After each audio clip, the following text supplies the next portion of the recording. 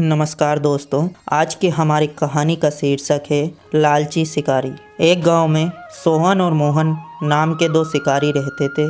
चिड़ियों और परिंदों को पकड़ना और उन्हें बेचकर अपनी रोजी रोटी चलाना, यही उनका काम था। एक बार दोनों ने अपनी कमान उठाई और तरकस में तीर डालकर घर से निकले ताकि किसी परिंदे या फिर चिड़िया का शिकार कर सके और अपनी रोजी रोटी कमाएं। उनके पास परिंदों और चिड़ियों को पकड़ने के लिए तीर और जाल थे। वे चलते चलते एक जंगल में पहुंच गए। यह जंगल बहुत ही बड़ा था और यहाँ अलग अलग तरह के पेड़ पौधे थे। यहाँ के फल और फूलों की खुशबू मन मोहने वाली थी। तरह तरह की चिड़ियों और परिंदों की चहचहाहट सुनने वालों के कानों में रस घोल रही थी। जब वे ऐसी खूबसूरत जगह पर पहुँचे तो मोहन ने कहा, अरे भाई सोहन, ये जगह तो बहुत ही खूबसूरत है। आओ थोड़ी देर यहाँ आराम करते हैं। हम तो ऐसी ही खूबसूरत जगह की तलाश में थे। यहाँ हम शिकार भी कर सकते हैं और सैर भी कर सकते हैं। सोहन बहुत ही समझदार और तजुर्बे का था। उसकी नज़र हमेशा काम और शिकार की तलाश में रहती थी। इसीलिए वह कहने लगा, नहीं मेरे दोस्त, लालच का अंजाम अच्छा नहीं होता है। जो चीज़ तुम्हें लुभा रही है उनसे जी ना लगाओ और जिस काम के लिए यहाँ आए हो सबसे पहले वही करो। कल की बात किसे पता है, अगर हम कल यहाँ आए तो हो सकता है हमें इससे भी खूबसूरत परिंदे मिल जाएं। इसलिए अब देर ना करो और उठो ताकि हम अपना जाल बिछाएं और कुछ परिंदे पकड़कर वापस जाएं और अपने दूसरे काम करें। पता नहीं हमारी किस्मत में क्या लिखा है। फिर दोनों ने अपना अपना जाल बिछा दिया और उसके चारों तरफ दाने बिखेर दिए और कुछ दूर पर झाड़ियों में छुपकर बैठ गए और इंतज़ार करने लगे कि कोई चिड़िया या फिर परिंदा दाना चुगने के लालच में आए और जाल में फंस जाए। दोनों दम साधे बैठे थे, लेकिन कुछ देर के बाद वे थक गए और उन्हें नींद आने लगी। तभी अचानक उन्होंने देखा कि एक खूबसूरत परिंदा जाल के नज़दीक आ गया है और जाल में बिखरे हुए दाने चुगना चाहता है। सोहन और मोहन ने अपनी सांसें रोक ली और देखने लगे कि अब क्या होता है। परिंदा दाना चुगता चुगता जैसे ही जाल में आया तो मोहन ने जाल की रस्सी खींच ली और परिंदा जाल में फंस गया। दोनों खुशी से चिल्लाने लगे और भागकर जाल के पास जा पहुँचे तो देखा कि परिंदा अपने पंख फड़फड़ा रहा है। उन्होंने जाल से परिंदे की गर्दन को छुड़ाया और पिंजड़े में डाल दिया। अब जाकर दोनों ने सुख की सांस ली। थोड़ी ही देर में सूरज डूबने वाला था, इसलिए सोहन ने अपना सामान समेटा और घोड़े पर लाद दिया और चलने के लिए तैयार हो गया। तब मोहन ने उसके घोड़े की लगाम पकड़ ली और बोला, मेरे दोस्त, हमारी किस्मत अभी जागी है, लेकिन तुम जाना चाहते हो? हमें यहाँ थोड़ी देर और रुकना चाहिए। हो सकता है हमें यहाँ और भी ऐसे ही खूबसूरत परिंदे मिल जाए। सोहन ने कहा, नहीं मेरे दोस्त, हमारी किस्मत में आज के लिए बस यही लिखा था और यह हमें मिल गया है। इसीलिए अब दूसरे परिंदे के आने का इंतज़ार करना बेकार है। बल्कि अब तो इस बात का खतरा है कि कहीं यहाँ कोई शेर या चीता ना आ जाए और परिंदा पकड़ने की बजाय हमारी जान खतरे में पड़ जाए। लेकिन मोहन को तो लालच ने पकड़ रखा था, इसीलिए वह कहने लगा, नहीं मेरे दोस्त, यहाँ कोई खतरा नहीं है। जहाँ तक नज़र जाती है वहाँ तक खूबसूरत पेड़ पौधे और पहाड़ियाँ हैं। मैंने कभी यहाँ शेर और बाघ को नहीं देखा जिससे हमें खतरा हो। उसकी बात सुनकर सोहन ने कहा, ठीक है, तुम अपने फ़ायदे नुकसान के खुद ही जिम्मेदार हो। अगर तुम वापस नहीं जाना चाहते तो यहाँ अकेले रहो, लेकिन मैं तो हर हाल में वापस जाऊँगा और इस परिंदे को भी अपने साथ ही ले जाऊँगा और इसे बेचकर आधी रकम तुम्हारे हवाले कर दूँगा। मोहन भी उसकी बात से सहमत हो गया और वह उस जंगल में रुक गया। सोहन परिंदे को लेकर घर की तरफ चल दिया। अभी वह थोड़ी दूर गया ही था कि उसने घोड़े के समूह की आवाज़ सुनी। सोहन ने देखा तो राजा की सवारी आ रही थी। राजा की सवारी को रास्ता देने के लिए सोहन अपने घोड़े से उतरकर सड़क के किनारे खड़ा हो गया, लेकिन राजा की सवारी उसके पास आकर रुक गई और थोड़ी देर के बाद सोहन ने देखा कि राजा उसकी तरफ आ रहा है। राजा उसके करीब आया और बोला, अरे भाई, तुम यहाँ क्यों खड़े हो? सोहन ने महाराज को प्रणाम करते हुए कहा, महाराज, मैं एक शिकारी हूँ। अभी अभी शिकार से लौटा हूँ और अपने घर जा रहा हूँ। फिर सोहन ने वह खूबसूरत परिंदा महाराज को दिखाया जो उसने मोहन के साथ मिलकर पकड़ा था। महाराज ने जब उस परिंदे को देखा तो हैरान होकर बोले, ये परिंदा तो बहुत ही खूबसूरत है, क्या तुम इसे बेचोगे? मैं इसे खरीदना चाहता हूँ ताकि मैं इसे अपने बाग में रख सकूँ और यह मेरे बाग की शोभा बढ़ाए। ये वहाँ सुकून से घूमेगा फिरेगा और खुश भी रहेगा और अपनी मीठी आवाज़ से मेरा दिल बहला जाएगा। सोहन ने कहा, महाराज मुझे क्षमा करें, यह परिंदा बेचने के लिए तो है, लेकिन मैं इस वक्त इसे नहीं बेच सकता क्योंकि इसे मैंने अपने साथी की मदद से पकड़ा है। जब आप इसे खरीदना चाहते हो तो कृपया करके मुझे कुछ मोहलत दें ताकि मेरा साथी शिकारी वापस आ जाए जो जंगल में है, और फिर हम दोनों आपकी सेवा में हाजिर हो जाएंगे। मुझे पूरा यकीन है कि मेरा साथी भी यही चाहेगा कि यह खूबसूरत परिंदा आपके बाग की शान बने। महाराज ने सोहन की बात ध्यान से सुनी और बोले, ठीक है, मुझे कोई एतराज़ नहीं, मैं कुछ दिन इंतज़ार कर लूँगा और जब तुम्हारा साथी जंगल से वापस आ जाए तो तुम दोनों महल में आ जाना। मैं अच्छी खासी रकम देकर यह परिंदा खरीद लूँगा। इसके बाद महाराज की सवारी महल की तरफ चली गई। सोहन थोड़ी देर वहीं खड़ा उन्हें जाते हुए देख रहा था।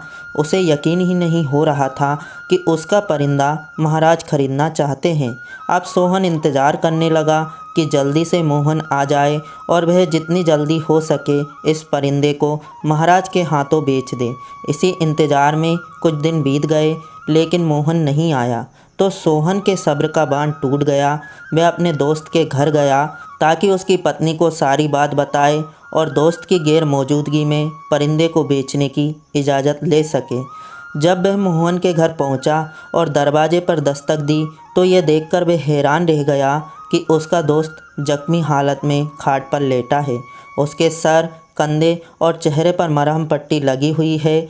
सोहन ने उसकी इस हालत का कारण पूछा तो मोहन कहने लगा, तुम्हारे जाने के बाद मैं उस जंगल में अकेला रह गया था और जब अंधेरा छाने लगा तो मुझे उस वीराने से डर लगने लगा। इसीलिए मैंने अपना सारा सामान समेटा और घोड़े पर सवार होकर वापसी का इरादा कर लिया। लेकिन तभी सामने से मुझे एक खतरनाक चीते का खौफनाक चेहरा दिखाई दिया। भूखा चीता मेरे और घोड़े की तरफ बढ़ा, लेकिन मैंने अपने घोड़े को सरपट दौड़ाया। लेकिन चीता तो हमें खाने पर तुला हुआ था, इसीलिए उसने घोड़े की गर्दन को अपने पंजे और जबड़े में दबा लिया। मैं बहुत डर गया था, इसलिए मुझे इतना भी होश ना रहा कि खंजर से चीते का काम तमाम कर दूं और घोड़े की जान बचा लूं। मैंने बदहवासी में घोड़े से छलांग लगा दी और भाग निकला। बेचारे घोड़े को मैंने उस चीते के हवाले कर दिया। सोहन ने कहा, मेरे दोस्त, मुझे अफसोस है कि तुमने मेरी बात ना मानी और मेरे साथ ना आए और अपनी मर्जी का किया, लेकिन भगवान की कृपा है कि तुम्हारी जान बच गई और तुम सही सलामत घर आ गए। दूसरी बात यह है कि उस दिन जब मैं शिकार से वापस आ रहा था तो रास्ते में मुझे महाराज मिले थे। वह इस परिंदे को खरीदना चाहते थे। अब जल्दी करो और तैयार हो जाओ ताकि हम महाराज के पास जाकर इस परिंदे को उन्हें बेच सकें। पहले तो मोहन को यकीन ही नहीं हुआ कि हमारा परिंदा महाराज को पसंद आ गया है। उसके मन में लालच आ गया। उसने सोहन से कहा, अगर वाकई महाराज को हमारा परिंदा पसंद आ गया है तो हम उनसे मनचाही कीमत ले सकते हैं। सोहन ने कहा, वह जो चाहे कीमत दे, हमें ले लेना चाहिए, क्योंकि वे चाहते तो ये परिंदा हमें बिना कीमत दिए भी ले सकते थे। इस बातचीत के बाद दोनों दोस्त अच्छी खासी रकम के बारे में सोचते हुए परिंदे का पिंजरा उठाया और महल की तरफ चल पड़े। महल में पहुँचे तो राजा ने खूबसूरत परिंदे को देखा और बोले, मैं इस परिंदे की कीमत तुम्हें 1000 रुपये देने के लिए तैयार हूँ। सोहन 1000 रुपये का नाम सुनते ही खुश होकर कहने लगा, महाराज, हमें ये कीमत मंजूर है। अब ये परिंदा आपका है। लेकिन मोहन के मन में लालच आ गया था, इसलिए वह इनकार करते हुए बोला, महाराज, मेरा दोस्त इस परिंदे की असली कीमत नहीं जानता, इसीलिए आप इसकी बातों पर ध्यान मत दें और ये परिंदा मुझे वापस कर दें ताकि मैं बाज़ार जाकर दूसरे दुकानदारों से इसकी कीमत पता कर सकूं। उसके बाद इसे लाकर आपको बेच दूंगा। एक बार ज़रा मेरे ज़ख्मों को तो देखिए। इस परिंदे को पकड़ने के लिए मैं अपनी ज़िंदगी से हाथ धो बैठता। राजा ने कहा, हाँ, क्यों नहीं, तुम इस परिंदे को ले जाओ और इसकी असली कीमत पता करके ले आओ। फिर तुम जो कीमत बताओगे मैं उस कीमत पर इसे खरीद लूँगा। फिर दोनों महल से बाहर आ गए। सोहन मोहन की इस हरकत से बहुत गुस्से में था, इसीलिए कहने लगा, ये क्या किया तुमने? हाथ आई दौलत को तुमने ठुकरा दिया। आखिर और कौन है इस राज्य में जो हमें इस परिंदे के लिए 1000 रुपये देगा? मोहन कहने लगा, मेरे भाई, जब महाराज खुद हमें इस परिंदे के लिए 1000 रुपये देने के लिए तैयार हैं तो इसका मतलब यह है कि यह कोई मामूली परिंदा नहीं है। इसीलिए ये ज़रूरी है कि हम पहले बाज़ार जाकर इसकी कीमत पता कर लें और हमें इसकी कीमत का अंदाज़ा हो और इसकी सही कीमत लेकर हम इसे महाराज को बेच देंगे। और यह भी हो सकता है कि ये कोई नायाब परिंदा हो जो बहुत ही कीमती है। हमें एक बार अपनी किस्मत ज़रूर आजमानी चाहिए। एक लंबी बहस के बाद दोनों बाज़ार गए और वहाँ जाकर कुछ परिंदे बेचने वाले दुकानदारों के पास गए ताकि उस परिंदे की सही कीमत पता कर सकें, लेकिन सभी दुकानदारों ने परिंदे की कीमत 50 रुपये से ज़्यादा ना बताई। इसीलिए सोहन ने कहा, मेरे दोस्त, अब तुमने देख लिया है कि महाराज इस परिंदे की असली कीमत से ज़्यादा ही हमें दे रहे हैं, इसीलिए चलो और इसे महाराज के हाथों बेच दें। मोहन कहने लगा, तुम बेकार ही परेशान हो रहे हो। क्या हम महाराज को ये परिंदा मुफ्त में ही दे दें? पहले घर चलकर आराम करते हैं और कल महाराज के पास जाकर साफ साफ कह देंगे कि हमें इस परिंदे के लिए 2000 रुपये दे दें। अगर महाराज ने ये कीमत ना दी तो फिर तुम जो कहोगे मैं वह करूँगा। मोहन ने अपनी चिकनी चुपड़ी बातों से सोहन को राज़ी कर लिया कि महाराज को परिंदे की कीमत 2000 रुपये ही बताएंगे। मजबूर होकर सोहन ने भी हामी भर दी और अगले दिन दोनों दोस्त महल में पहुंच गए। राजा ने जैसे ही परिंदे को देखा तो उसे पिंजरे से निकालकर प्यार करने लगे और फिर दोनों से पूछा, मुझे ये परिंदा बहुत पसंद आया है। मुझे उम्मीद है कि तुमने बाज़ार में इसकी कीमत लगवाई होगी।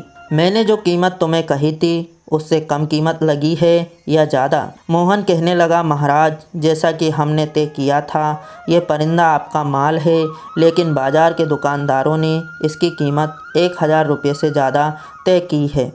अब आप तो जानते हैं कि क्या करना चाहिए। महाराज ने परिंदे पर प्यार से हाथ फेरते हुए कहा, अगर ऐसी बात है तो मैं 1000 रुपये और बढ़ा देता हूँ। मैं इस परिंदे के लिए 2000 रुपये देने के लिए तैयार हूँ।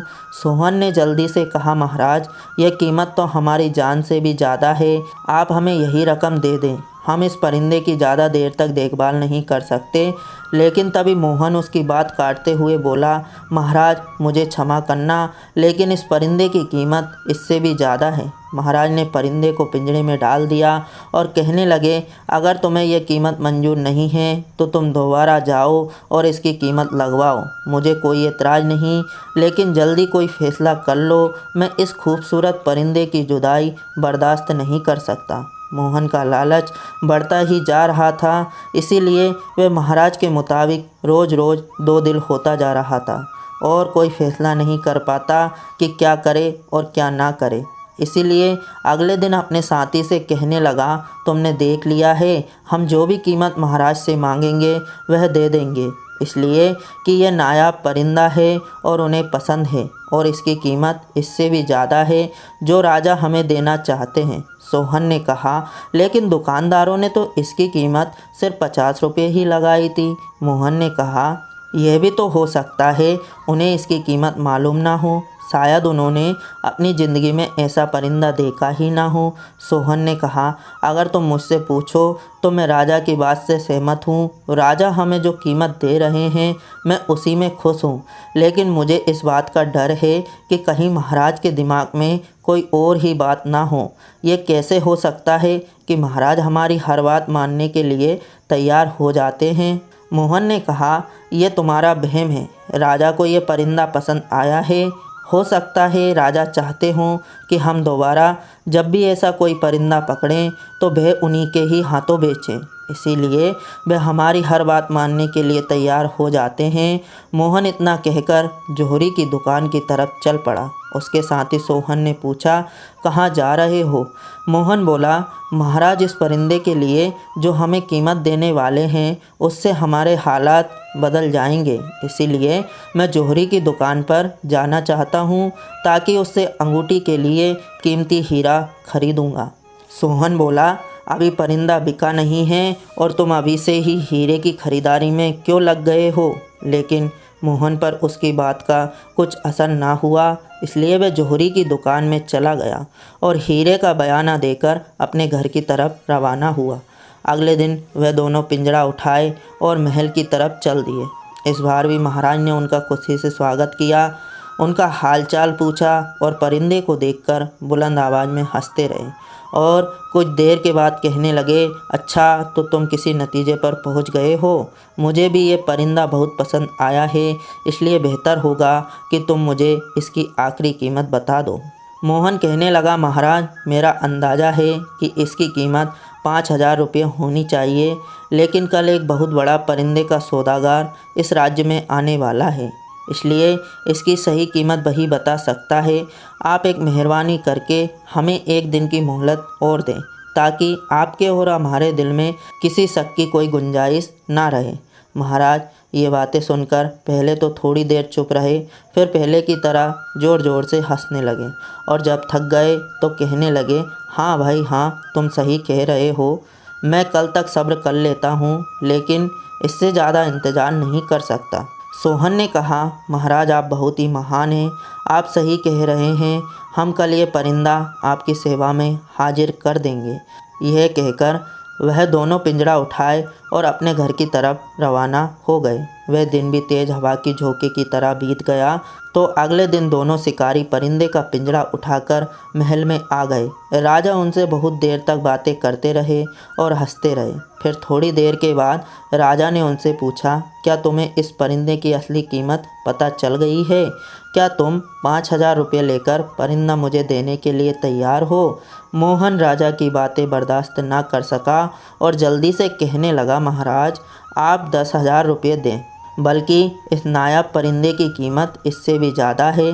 महाराज थोड़ी देर तक चुप रहे, फिर कहने लगे, हाँ हाँ, तुमने सही कीमत लगाई है, लेकिन मैं चाहता हूँ कि तुम्हें 10,000 देने के बजाय 12,000 रुपये दे दूँ। क्या अब तुम तैयार हो? सोहन कहने लगा, महाराज, ये कीमत तो बहुत ही ज़्यादा है, हम कभी सपने में भी नहीं सोच सकते कि हमें इतनी कीमत मिल सकती है। लेकिन मोहन कहने लगा, महाराज, आपने जो कीमत लगाई है इसमें थोड़ी रकम और बढ़ा दें तो आपकी बहुत मेहरबानी होगी। महाराज ने जब ये बातें सुनी तो ज़ोर ज़ोर से हंसने लगे और खजांची को बुलाने के लिए आवाज़ें देने लगे। जब खजांची वहाँ आया तो राजा ने मोहन की तरफ इशारा करते हुए खजांची को आदेश दिया कि अभी इसी वक्त जाओ और राज्य का सारा खजाना इस शिकारी के आगे लाकर रख दो। खजांची राजा की बात समझ न सका, इसीलिए उसने पूछा, महाराज, आप क्या कहना चाहते हैं और क्या बात है? मैं राज्य का खजाना इस शिकारी को कैसे दे सकता हूँ? राजा ने परिंदे को हवा में उड़ाया और कहने लगे, इस परिंदे के लिए, ये परिंदा बहुत ही कीमती और नायाब है और मैं इसके बदले जो कुछ भी दे सकता हूँ वह कम ही होगा। राजा ने जब अपनी बात ख़त्म की तो ज़ोर ज़ोर से हंसने लगे। राजा के हंसने और खजांची को बुलाने से लालची मोहन समझ गया था कि उसके साथ मजाक किया जा रहा है और जब राजा हंसते हंसते थक गए तो उन दोनों से कहने लगे, बहुत सही, यह नायाब परिंदा बहुत कीमती है, शायद तुमने सोचा होगा कि मैं इसकी कीमत नहीं जानता हूँ। सोहन डरते हुए कहने लगा, महाराज, मैं तो पहले से ही 1,000 रुपये पर इसे बेचने के लिए तैयार था। महाराज ने लालची मोहन की तरफ इशारा करते हुए कहा, लेकिन तुम्हारे इस साथी ने तुम्हें इस रकम से भी दूर कर दिया है और मैं तो पहले दिन ही समझ गया था कि यह इंसान इतना लालची है कि मेरी हर कीमत को ठुकरा देगा। इसीलिए मैंने सोच लिया था कि कुछ वक्त इसको इसके सवालों जवाब में जीतने दिया जाए और मुझे भी हंसने का मौका मिले। मैं खुद भी राज्य के कामकाज में उलझा और परेशान था और अब खुश हूँ कि इस परिंदे का मालिक बन गया हूँ और मुझे 50 रुपये भी खर्च नहीं करने पड़े। वाकई तुम दोनों ने मेरे हंसने का बहुत अच्छा इंतज़ाम किया है। लालची मोहन कहने लगा, महाराज, क्या आप इस परिंदे के एवज में हमें कुछ भी नहीं देना चाहते? महाराज ने कहा, मैं सिर्फ इतना ही कर सकता हूँ कि तुम्हें किसी तरह की सज़ा देने से परहेज करूँ, वह भी सिर्फ इसलिए कि तुम मेरे हंसने का कारण बने हो। अब देर मत करो और जल्दी से यहाँ से चले जाओ। अगर तुमने देर कर दी तो मैं अपना फ़ैसला बदल दूँगा और शायद मुझे तुम्हारे लिए कोई सज़ा भी सोचनी पड़ेगी। यह सुनकर दोनों डर गए और वे दोनों महल से निकले तो लालची मोहन तेज़ी से भागने लगा कि कहीं ऐसा ना हो कि महाराज अपना इरादा बदल दें और उन्हें दोबारा पकड़ लें और कोई सज़ा दें। लेकिन सोहन ने पूछा, और बताओ भाई, तुमने अपना नायाब परिंदा महाराज के हाथों कितनी कीमत में बेचा? लालची मोहन अपनी लालच पर शर्मिंदा था और उदास होकर बोला, उसी कीमत से जितने में महाराज ने खरीदी है। जान बची तो लाखों पाए, लौट के बुद्धू घर को आए। तो दोस्तों, ये कहानी कैसी लगी कमेंट में ज़रूर बताएं। वीडियो पसंद आई हो तो लाइक करें। ऐसी ही कहानियों के लिए हमारे चैनल को सब्सक्राइब करें।